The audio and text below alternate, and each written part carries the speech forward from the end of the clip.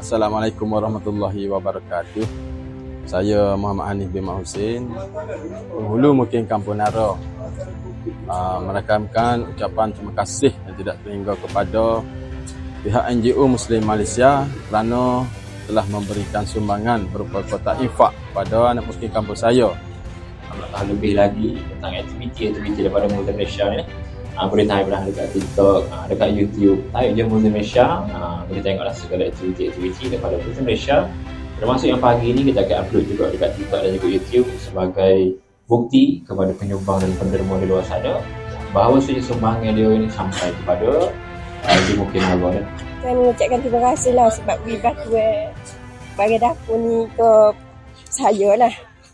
Terima kasih.